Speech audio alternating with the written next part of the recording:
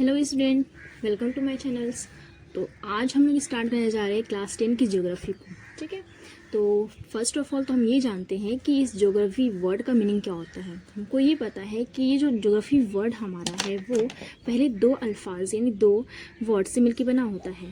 First is the Jio and the second one is the graphy. तो हम समझते हैं कि जो हमारा जियो या ग्राफी है इसका मतलब क्या होता है। तो जो हमारा जियो है इसका मतलब ये होता है अर्थ, यानी ये जो वर्ड है वो डिनोट करता है अर्थ को। और ग्राफी का मतलब क्या होता है, स्टडी। तो हम ये यहाँ पे समझते हैं कि जो भी हमारा ज्योग्राफी वर्ड है उसका मतलब ये होता है कि हम लोग इसमें अर्थ की स्टडी करते हैं। मतलब क्या कि अर्थ के यानी जो हमारी अर्थ है उसके ऊपर क्या होता है, उसके अंदर क्या होता है, उसके बारे में हर एक चीज़ को स्टडी को बोलते क्या है, हम लोग ज्योग्राफी बोलते हैं। जैसे कि जो अर्थ है उसके ऊपर हवा किस तरह चलती है, जो अर्थ है उसके ऊपर से रिवर अगर बहता है तो वो उस पर क्या असर डालता है, हवा क्या असर डालती है, इस पर मौसम क्या होता है। यानी जो भी अर्थ से रिलेटेड बात होती है हमारी, उस चीज़ को स्टडी करने के लिए ज्योग्राफी को बनाया गया है। जैसे हर एक सब्जेक्ट को पढ़ने के लिए कुछ ना कुछ मकसद होता है। जैसे अगर हम लोग पढ़ते हैं उर्दू या हम लोग पढ़ते हैं इंग्लिश, तो इसका मतलब क्या हुआ कि ये हमारा एक लैंग्वेज वाला सब्जेक्ट है। मतलब हम लोग इस लैंग्वेज के बारे में स्टडी करते हैं। मैथ्स में हम लोग कैलकुलेशन सीखते हैं। इसके अलावा अगर हम बात करते हैं साइंस का, तो साइंस में क्या करते हैं हम लोग, तो साइंस में हम लोग पढ़ते हैं जो भी हमारे इन्वायरमेंट में लिविंग थिंग्स या नॉन लिविंग थिंग्स है उसके बारे में स्टडी करते हैं। तो ज्योग्राफी भी एक ऐसा सब्जेक्ट इसलिए हम लोग क्या करते हैं, तो इस सब्जेक्ट में हम लोग अर्थ के बारे में स्टडी करते हैं, क्योंकि इसका मतलब ही क्या होता है, अर्थ एंड स्टडी, मतलब जियोग्राफी, तो स्टडी ऑफ द अर्थ। तो हम लोग यहाँ पे स्टार्ट करें क्लास 10 का ज्योग्राफी, जो कि सबसे पहले हम लोग यहाँ पे आते हैं कि जो क्लास 10 का ज्योग्राफी हमारा है उसमें कौन कौन सा चैप्टर्स दिया गया है। तो हम लोग पहले यहाँ पे आते हैं कि फर्स्ट चैप्टर क्या है। तो यहाँ पे हम देख सकते हैं कि जो हमारा फर्स्ट चैप्टर है उसका नाम है exogenetic process and resultant landform. इसका मतलब क्या होता है, तो इस चैप्टर्स में हम लोग पढ़ेंगे लोग कि जो भी हमारा अर्थ है उसके ऊपर कौन कौन सी फोर्सेस, कौन कौन से प्रोसेस होते हैं, और उन प्रोसेस की वजह से हमारे अर्थ का जो शक्ल है, हमारा जो अर्थ है उसकी शक्ल कैसी बन जाती है, वो सब स्टडी करेंगे हम लोग फर्स्ट चैप्टर में। देन हमारा आता है सेकेंड, जिसका नाम क्या है, एटमॉस्फेयर। एटमॉस्फेयर मतलब क्या कि हमारे अर्थ के जो भी ऊपर हवा है वो क्या करती है, उसका क्या काम है, उसका क्या असर पड़ता है, ये सब चीज़ को हम लोग स्टडी क्या करेंगे, एटमॉस्फेयर में करेंगे। ठीक है, उसके बाद से आता है हमारा हाइड्रोस्फीयर। तो हाइड्रो मतलब ही क्या होता है हमारा, तो हाइड्रो मतलब होता है पानी यानी वाटर। तो ये जो हमारा वर्ड है वाटर या बोलेंगे पानी, तो इसका मतलब ये हुआ कि हाइड्रोस्फीयर मतलब क्या, हमारे अर्थ के यानी हमारे अर्थ के ऊपर कितना क्या हाइड्रोस्फीयर है। हमको पता है कि हमारे अर्थ के ऊपर 70% जो होता है वाटर सरफेस है। तो वो वाटर सरफेस की वजह से हमारे अर्थ पे क्या इफेक्ट पड़ता है, या हमारे जो वाटर सरफेस है वो किस तरह से काम करती है, सबको स्टडी करेंगे हम लोग हाइड्रोस्फीयर के अंदर। फिर नेक्स्ट हम आते हैं the fourth chapters waste management. इसमें मतलब क्या होता है, तो हम लोग को पता है कि हाँ हम लोग बहुत सारा वेस्ट हमेशा निकालते रहते हैं, चाहे घर के काम हो या किसी बिल्डिंग का काम हो या हॉस्पिटल हो, हर जगह से हर तरह से हम लोग का वेस्ट निकलता ही रहता है। अब वेस्ट भी बहुत तरह के होते हैं। कुछ वेस्ट ऐसे होते हैं जो डिस्पोज हो जाते हैं, कुछ वेस्ट ऐसे होते हैं जो हमारे इन्वायरमेंट के लिए हार्मफुल होते हैं, और कुछ ऐसे भी होते हैं जो हमारे इन्वायरमेंट के लिए यूज़फुल भी हो जाते हैं। मीन्स अगर हम बात करते हैं ऑर्गेनिक वेस्ट का, तो वो ऐसे वेस्ट होते हैं जो हमारे इन्वायरमेंट के लिए यानी मिट्टी के लिए बहुत ज़्यादा फायदेमंद होते हैं, क्योंकि अगर वो हम लोग मिट्टी में डालते हैं तो उससे क्या होता है, उसके सड़ने गलने की वजह से हमारी मिट्टी जो होती है और ज़्यादा जखेज़ या फिर फर्टाइल हो जाती है। तो मतलब कि वेस्ट मैनेजमेंट मतलब ये हुआ कि हमारी जो ज़िंदगी से वेस्ट निकल रहे हैं, हम लोग की लाइफ में जो भी हम लोग वेस्ट को निकालते रहते हैं हमेशा, उस वेस्ट को कैसे मैनेज किया जाए, कैसे कम किया जाए, या कैसे रिसाइकल किया जाए, या किस तरह से करने से हमारे इन्वायरमेंट पे कम इफेक्ट पड़ेगा, जो बुरा असर है वो ख़त्म हो जाएगा, या बुरा असर को हम लोग कम कर सकते, उसी चीज़ को हम पढ़ेंगे लोग इस चैप्टर के अंदर। फिर नेक्स्ट हमारा आता है इंडिया। यानी इंडिया हमको पता है कि हाँ जो 9 क्लास का ज्योग्राफी है उसमें हम लोग पढ़ चुके हैं वेस्ट बंगाल के बारे में, लेकिन जो क्लास 10 का ज्योग्राफी है उसमें हम लोग को पढ़ना है इंडिया के बारे में। तो इंडिया हमारा कंट्री है और हमको इस बारे में पढ़ना भी चाहिए। तो फर्स्ट ऑफ ऑल तो इसमें आता है कि इंडिया का जो भी हमारा लोकेशन है पूरे वर्ल्ड में वो कहाँ पे, यानी अर्थ के ऊपर लोकेशन कहाँ है वो पढ़ना पड़ेगा। फिर उसके बाद हम लोग स्टडी करेंगे इंडिया के अंदर कि इंडिया जो है उसमें कैसे कैसे पहाड़ है, नदियाँ हैं, मैदान है, प्लेटू, हर एक चीज़ जो इंडिया के बारे में पढ़ना ज़रूरी है वो इसमें कवर करेंगे। फिर नेक्स्ट हमारा आता है लास्ट चैप्टर सैटेलाइट इमेजरी, मतलब हम लोग जब भी कहीं पे अभी के दौर में जब कहीं जाना होता है तो हम लोग गूगल मैप को फॉलो करते हैं। इसका मतलब ये हुआ कि जो भी गूगल मैप है हम लोग को बहुत यूज़फुल है, लेकिन पहले ये चीज़ यूज़फुल नहीं था, यानी पहले कहीं जाने के लिए बहुत मुश्किलात का सामना करना पड़ता था, बहुत प्रॉब्लम होती थी, लेकिन अब ऐसा नहीं होता है। तो वो प्रॉब्लम सॉल्व हुआ है किसकी वजह से? गूगल की वजह से। और गूगल जो मैप देता है हम लोग को कैसे देता है? तो सैटेलाइट की वजह से। यानी सैटेलाइट हम बोल सकते हैं कि एक तरह से कैमरा है, एक तरह से ऐसा मशीन है जिसके ज़रिए हम लोग अर्थ के ऊपर जो भी चीज़ें हैं उनकी फ़ोटो क्लिक कर सकते हैं, उनके बारे में हम लोग इन्फॉर्मेशन ले सकते हैं, जिससे हम लोग को अभी हम लोग पता चल जाता है कि कब बारिश होने वाली है, कब तूफ़ान आने वाला है। तो ये सब जो हम लोग पता करते हैं वो लोग जो हम लोग पता कर पाते हैं वो सिर्फ सैटेलाइट की वजह से ही होता है। अगर सैटेलाइट नहीं होता तो ना ही हम लोग को वेदर पता चलता, ना ही हम लोग अर्थ का टोपोग्राफी पता चलता सही से, और ना ही हमारे अर्थ पे क्या होने वाला है वो पता चलता। तो हर एक चीज़ की जानकारी हमको मिल रहा है वो कहाँ से मिल रहा है? सैटेलाइट इमेज की वजह से। यानी हमारे ये एक न्यू टेक्नोलॉजी जिसके जरिए हमारी लाइफ जो है बहुत ईजी हो गई है और हम लोग और ज़्यादा इसको ईजी बना सकते हैं। ये क्या हो गया हमारा? ये हमारा है क्लास 10 का जो ज्योग्राफी है उसमें क्या क्या चैप्टर्स दिए गए पढ़ने के लिए। तो आज तो फर्स्ट क्लास है यानी इंट्रोडक्शन क्लास है, तो हम लोग फर्स्ट चैप्टर का जो इंट्रोडक्शन है वो लेंगे कि जो हमारा एक्सोजेनेटिक प्रोसेस है या रिजल्टेड लैंड फॉर्म है वो क्या होते हैं, कैसे होते हैं, ये सब कुछ हम लोग यहाँ पे स्टडी करेंगे। तो फर्स्ट हमारा आता है exogenetic process and resulted land form. तो हम लोग यहाँ पे देख सकते हैं कि जो भी हमारा एक्सोजेनेटिक प्रोसेस होता है वो क्या क्या होता है। तो प्रोसेस का मतलब होता है कोई काम होना। तो हम लोग को ये पता है कि जो भी हमारा अर्थ है उसके ऊपर क्या होता है कि हमेशा हवा बहती रहती है, पानी बहता रहता है। हमारे अर्थ के ऊपर क्या होता है कि माउंटेन भी है, ग्लेशियर भी है हमारा, उसके अलावा हमारा प्लेटू भी है, फील्ड भी है। तो ये सब जो चीज़ हमारा है वो बनता कैसे? ऐसा तो नहीं है कि हाँ एक बन गया फिर दोबारा नहीं बनेगा, या ऐसा भी नहीं है कि जो अर्थ पहले थी वो अर्थ अभी भी, मतलब ये हुआ कि हमारी जो अर्थ की शक्ल है, हमारे जो अर्थ का जो भी देखेंगे अपीयरेंस है वो हमेशा चेंज होता रहता है। यानी कभी देखते हैं कोई माउंटेन हमारा है तो वो कट छड़ जाता है और वो कम नीचा हो जाता है, यानी टीले की शक्ल में बन जाता है। कोई हमारा फील्ड है वो बहुत पहले गड्ढा था या बोल सकते हैं कि वैली की तरह था, लेकिन उसमें हमेशा डिवीज़न होने की वजह से, डिपोजिशन होते रहने की वजह से, जमाव होते रहने की वजह से ये जो हमारा जो फील्ड है या जो भी हमारा गड्ढा इलाका था वो भर करके बराबर हो गया है। तो ये सब जो चीज़ हो रही, कहीं पे कोई चीज़ कट रहा है तो कोई चीज़ कहीं भर रहा है, तो ये कैसे होता है और किसकी वजह से होता है, इस चीज़ को स्टडी करेंगे हम लोग। तो एक्सोजेनेटिक प्रोसेस मतलब होता है कि जो भी हमारा अर्थ है, अर्थ के ऊपर हमारा कोई फोर्सेस काम करेंगी जिसकी वजह से फॉर्म होंगे, क्या फॉर्म होंगे? लैंड, यानी लैंड बनेंगे। किसकी वजह से? तो फोर्सेस की वजह से बनेंगे या प्रोसेस की वजह से। तो फर्स्ट ऑफ ऑल हम स्टडी करते हैं यहाँ पे एक्सोजेनेटिक फोर्सेस या एजेंट क्या होते हैं। तो ऐसे एजेंट जो एक्सोजेनेटिक प्रोसेस को करवाते हैं, यानी हम बोल सकते हैं कि वो एजेंट जो एक्सोजेनेटिक प्रोसेस को करवाते हों या जिनकी वजह से एक्सोजेनेटिक प्रोसेस हो, उन्हीं एजेंट को, उन्हीं फोर्सेस को हम लोग कहते हैं एक्सोजेनेटिक। ठीक है, तो हम यहाँ देखते हैं एक्सोजेनेटिक प्रोसेस एजेंट, उसमें क्या क्या आता है? तो विंड है, रिवर है, ग्लेशियर है, वेव है। तो ये जो हमारा ग्लेशियर वेव आ गया है, ये सब क्या काम करते हैं? तो ये सब काम करते हैं वेदरिंग का, इरोजन का, ट्रांसपोर्टेशन का। नेक्स्ट हमारा आता है डिपोजिशन का काम करते हैं। तो ये सब होता है क्या, देख लेते पहले हम लोग की क्लास 9 हो भी चुका है, फिर भी देखते हैं यहाँ पे। तो फर्स्ट हमारा आता है ये कोई भी माउंटेन है और उसमें वहाँ से बराबर हवा गुजर रही है, विंड जो है वहाँ से पास हो रहा है। तो उसके पास होने की वजह से हवा जो है इस पर क्या करती है? फोर्स डालती है। अगर इस पर हवा फोर्स डाल रही है, यानी ये जो हिस्सा हमारा है, ये जो माउंटेन हमारा है, वो क्या करता है? टूटना फूटना शुरू कर देता है। उससे टूटने फूटने के अमल को कहते हैं वेदरिंग।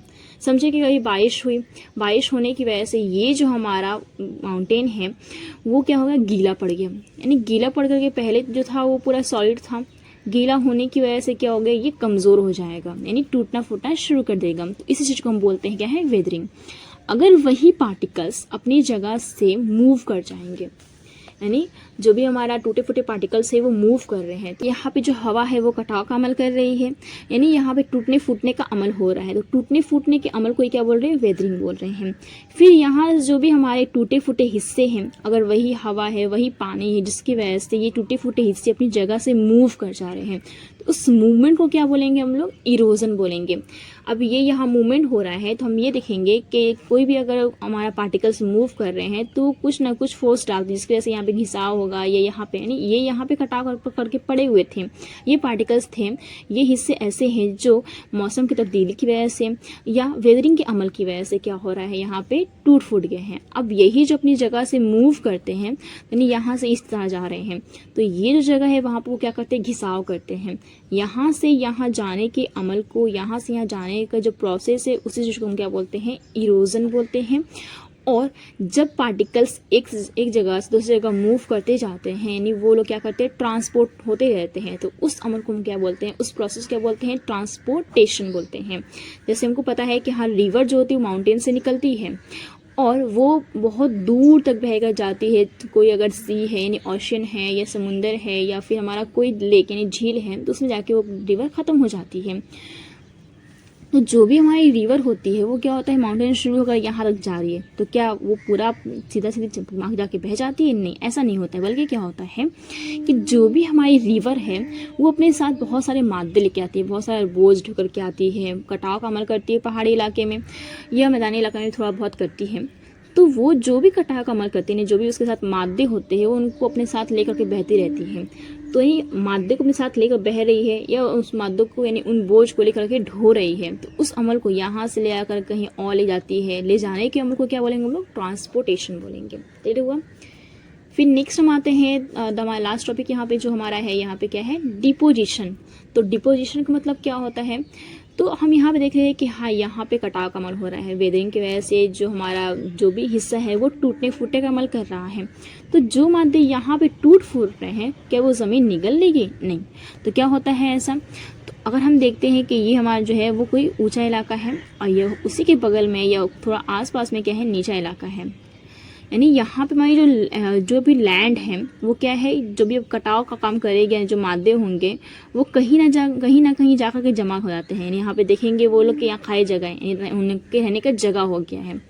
अब ये लोग यहाँ पे आएंगे, आकर के यहाँ पे जमा हो जाएंगे।